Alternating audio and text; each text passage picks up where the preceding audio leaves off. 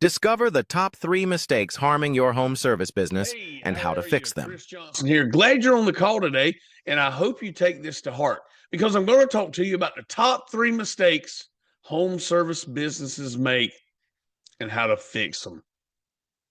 Ready? All right. So in the home service world, whether it's landscaping, HVAC, plumbing, electrical services, pressure washing, it doesn't matter what trade it is, people don't accidentally grow. Growth is because you build systems, you price with confidence, people train their teams, and you follow up.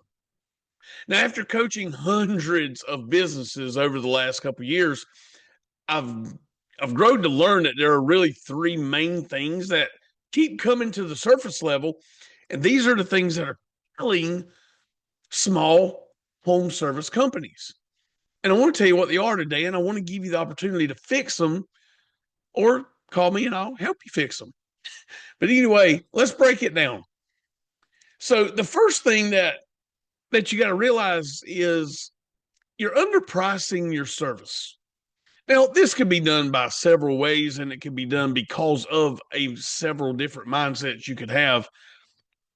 But the biggest profit killer in the industry is the fact that you don't price your services accordingly. Most owners of companies price emotionally. They think about what the customer might be willing to pay, or worse, they think about what the competitor is charging. Oh, God, don't do that, please, because they don't know either. And so the blind follows the blind. You both end up in the ditch. Don't follow your competitors into the grave of going out of business, okay? Realize that literally 3/4 of the 33 million small businesses in this country go out of business every 3 to 5 years. Don't follow your competitors. But that's what most people do. But here's the truth. Your price should be based on a mathematical equation, not an emotional roller coaster. Let me say that again. Your price must be based on a mathematical equation.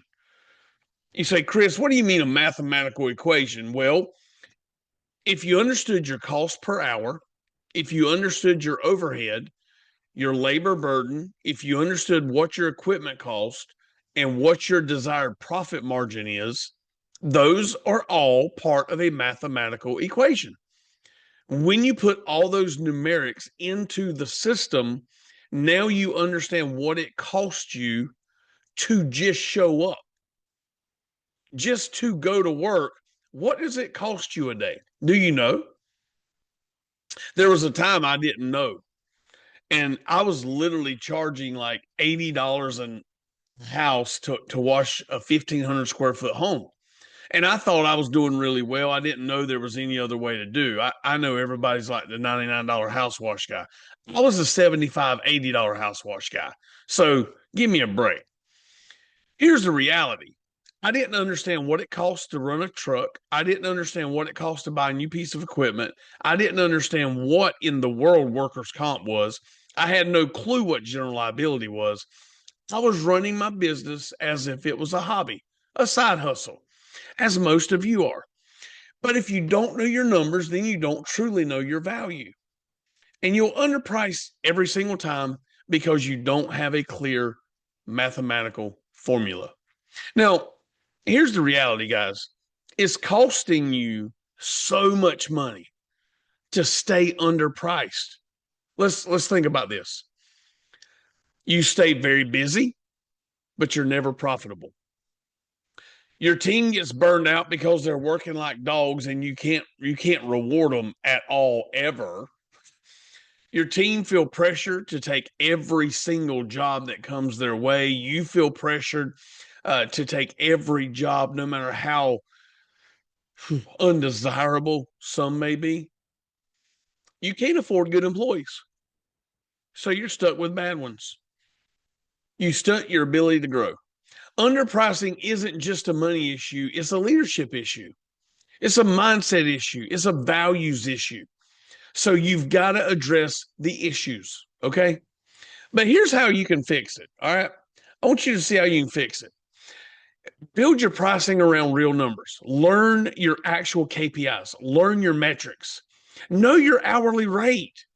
Know your break-even point. And price confidently, not reactively. Be confident in the value you bring to whatever you're doing, and understand that you don't need to react to the systems of the world and to the minutia that the world puts on you, and the pressure that you're just a janitorial service, you're just a lawn maintenance service, you're just a pressure washer, you're just a HVAC guy. No, we're the cream of the crop, and we rise to the top. I'll tell you the true story. So one day I'm out pressure washing, giving a quote on a pressure washing job, an exterior cleaning on a home.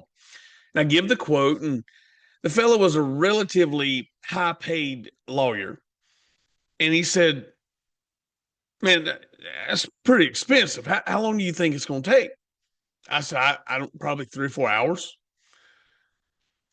Instantly, he did the math in his brain, and he said, "I don't make that an hour, and I'm a lawyer." I said, "Well, that's why I didn't choose to be a lawyer. I chose to be a home service exterior detailer, and I'm offering a premium service that you don't have to have. This is a luxury service, and I get paid as if I'm a luxury car detailer, car owner, car dealer. Everybody don't drive Lamborghinis, but I'm not selling you an Honda Accord. I'm not selling you a Chevrolet pickup. We are the Ferrari, the Lamborghini of our industry, and we're going to be paid for that accordingly." I'm just, that is just a true mindset shift you must come to when it comes to pricing. Now, the next thing is you have weak or little to no follow up whatsoever. It's non existent. Most home service businesses lose more jobs to silence than they do to their competitors. Now, this should bother you a lot when all you have to do is pick a phone up. All you have to do is get a good CRM that'll automate your email sequence or automate your text message follow up. And you could land more jobs because you're staying top of mind. When you send one quote and hope the customer responds, you're losing. Hope is not a system. There's no winners built their system or their life or their status on hope. Okay? Here's the reality. Most customers don't really ignore you because of your price. They ignore you because life gets busy. They've got kids, they've got work, sports, errands. Man, you name it. The world is bombarded with all kind of stuff that they have to do. Meanwhile, your competitors are following up, and guess who gets the job? So I'll tell you a quick story. This was a story about a very small commercial job that we were going after. It was a doctor's office. I submitted a quote, talked to them, and literally followed up for 11 months. 11 months, I made a phone call every month. I sent an email and a text message every month. And on the 12th month, they called us and we went out and done the job, and it was around $5,200. It took me a year to get it. Now, is that overkill? I don't know. Work for us. People are busy. And so you got to stay top of mind. So here's a cool little process that you can create in your business to help you with follow up. Once you've given the quote, follow up the same day, maybe that afternoon.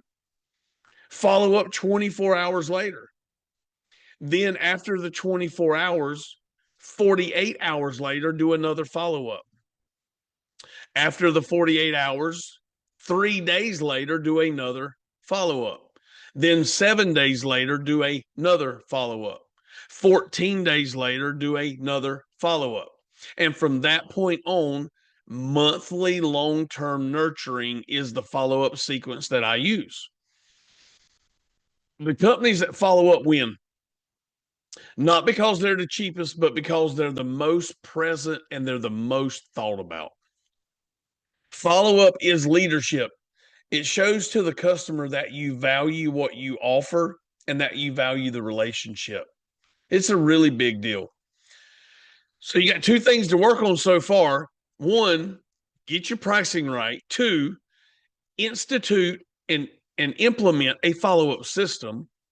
Number three, the next thing is failing to train your team. Now, many owners assume their employees they're good to go. They already know, they know how to communicate, they know how to upsell, they know how to handle objections, deliver great results. They don't.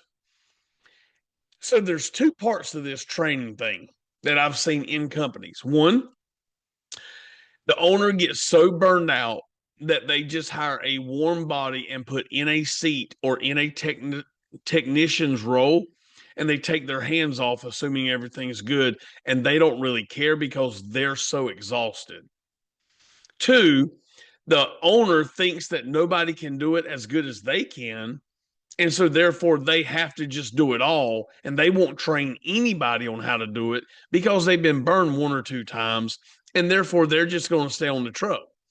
So either way, you're going to get burned out that way, or you're going to get burned out and you're just going to hand it over, and then you're not going to do any training because you're burned out. So failing to train your team, it's all an owner problem, every bit of it. But here's the truth. A business will never rise above the training its people endure. That's what most people think. Here's the reality. A business will never rise above the training that its people get to implement. See, training is not enduring. It's not boring. It's not hard. It's not, training is essential if you want longevity in any home service business. You got to train people. If you don't pour into your team, you can't expect them to perform at a high level. Here's some systems or symptoms rather of an untrained team. They're inconsistent with customer service. The techs leave money on the table. You got low close rates, frustrated customers, high callbacks, and really high turnover. See, training, it's not an expense for you to do. It's an investment that you must do. See, people look at training as it's not ROI producing, so it's too expensive to train. I can't take 30 minutes a day or 30 minutes a week or an hour training. I can't do that, Chris. I ain't got time for that. It's an investment in the future growth of your company. Now, here's how you fix it. Create a weekly system. You can do the system that every week you talk about a different thing, but you're training every week. One, communication. Two, sales and service behavior. Three, how to handle objections, whether it's through the sales process or through the technician's process. How to handle a customer, how to handle complicated people. The customer experience, safety, technical skills. Now, here's the reality. A trained team can produce 20 to 40% more results without adding a single new customer. Just by increasing productivity, just by increasing add-ons, just by increasing a higher ticket to a customer, just by increasing a close rate to a already full prospect pool, you can get 20 to 40% more ROI on your profit at the end of the year just by training your people. That's what training does. So here's some final thoughts. If you lead your home service business and in these three areas, pricing, follow-ups, and training, it will determine whether you plateau out or you scale up. Now, the choice is inevitably yours, what you want to do. And I don't know, I want to win. I want to scale. The companies that dominate their market don't do it because they're lucky. They do it because they're intentional. They price with confidence, they follow up consistently, and they train relentlessly. If you want help, if you need help, implementing any of these things into your company, I'd love to even have just like a 15-minute chat.